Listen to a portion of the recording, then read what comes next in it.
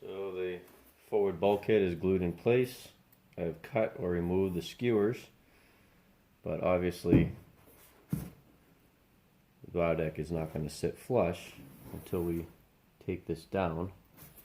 And my preferred method of doing that is the power plane.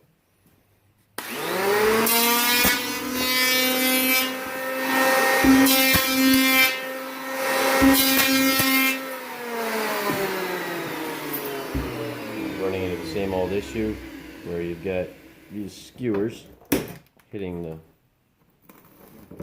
blade, causing issues.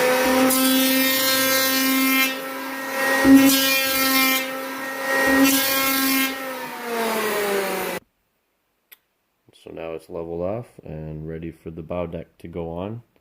I'm also going to do the same kind of treatment up here on the bow, just because you can see it's kind of bumpy and lumpy. I'm not sure all that's going to sit flush and perfect. It's going to do the same thing with the power plane up there. Cutting off the skewers down underneath the level of the top so they're flush.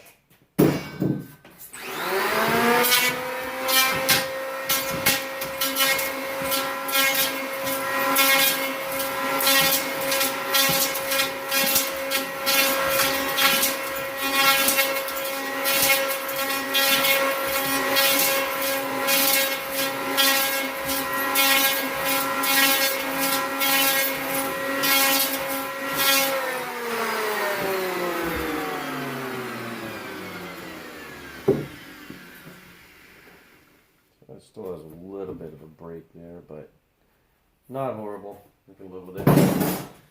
The bricks, when they press down on this bow, will take care of that anyways. So next thing, the bow deck.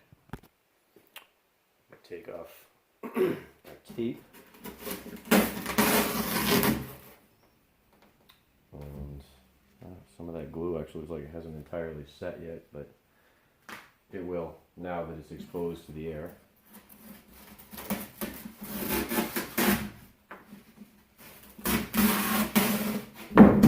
It is nice to know that the majority of this is glued, so I don't have to worry about it breaking. So, lay this on the hull, more or less lined up in the way we want. Of course, the bigger issue is back here, making sure it is lined up with the top of the bulkhead. And then more or less matching the flare of the hull forward of that.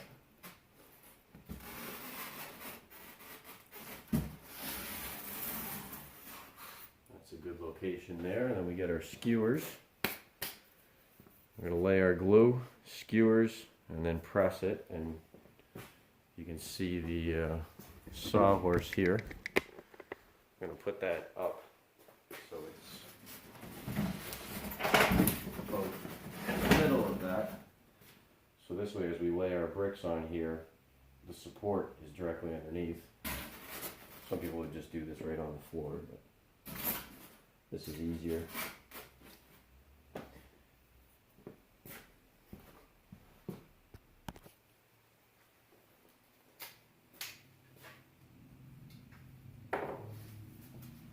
Simply lay the glue inside of the lines just like we did in all the other parts as we were building.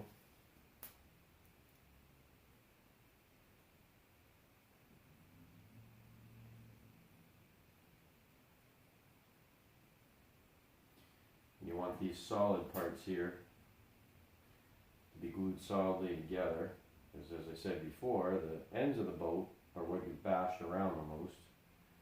Think about when you're paddling, if you're going to run into something, especially if you have any speed on, you're probably likely to do it with the bow, less likely with the stern, but to a certain extent.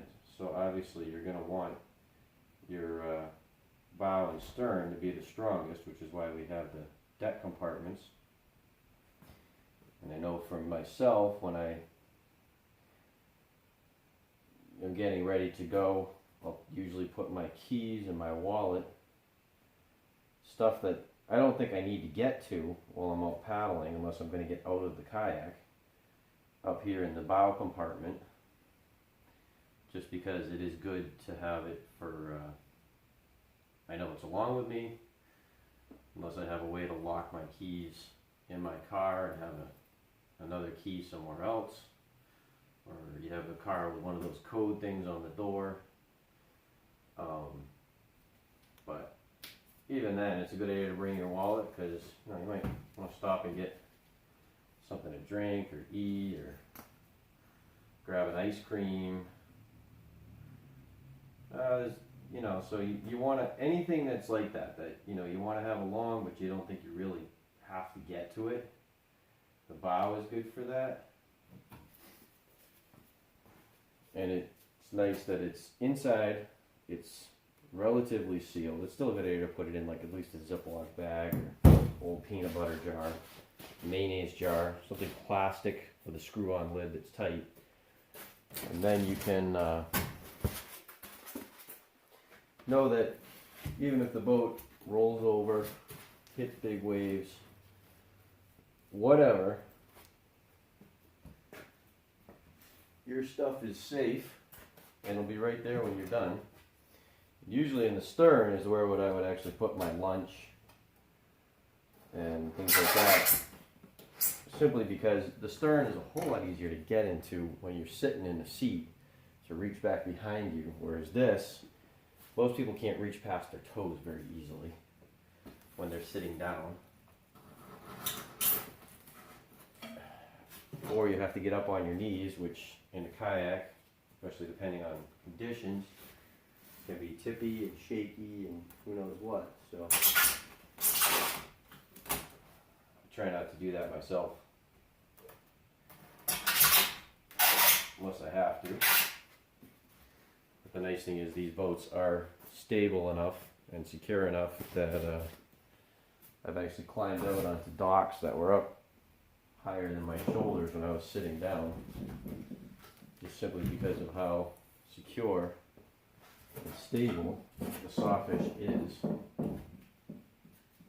Which makes a big difference in what you think you're able to do, as opposed to just about any other kayak I've ever used, where I would not have tried to almost stand up inside the boat to get in and out. You'll notice the extra bricks I have up here on the bow. I really want to make sure this is pressed down solidly into these blocks I added to the bow. This section right here, also remember we have some filler blocks back in here. This section right here is where the bow handle will go, and it'll be sunk down into the foam, and then the PL Premium swells up and locks it in. But that's where your bow line is tied off to. This is the one that when you're towing the boat, you're going to be pulling on it. And if you're smart, every time you tie it onto your car on the roof, you'll be tying this line off to the front of the car somewhere. Usually I make loops underneath my hood that I can fold out for the summer and they go back in for the winter. Just out of a nylon strap, I find a bolt, melt the hole through a nylon strap, fold it double, screw the bolt back in, and now that strap sticks up and I can put my bow line through it. Because the bow line, when your boat is on the rooftop, is very important, because the wind is trying to take the front of this. Figure this is upside down, it's on the roof of the car, the wind is coming up the hood and hitting that kayak and trying to rip the front of it right up off the top of the boat.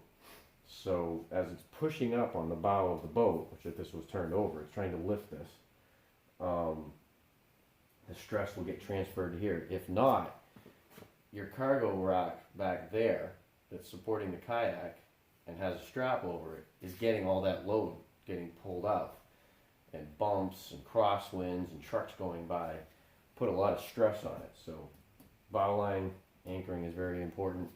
I do the same on the stern, but I hardly ever actually tie onto that stern handle. It's just really nice to be able to carry the boat, and that's what really the handles are for, is also for carrying. And if you have this loaded full of gear and whatever, and the same in the back, and your seats and paddles and whatever inside, boat gets fairly heavy, you want a good strong anchor point for your handle. So here's the bow deck, a couple more steps to go, and we'll be down to shaping the hull.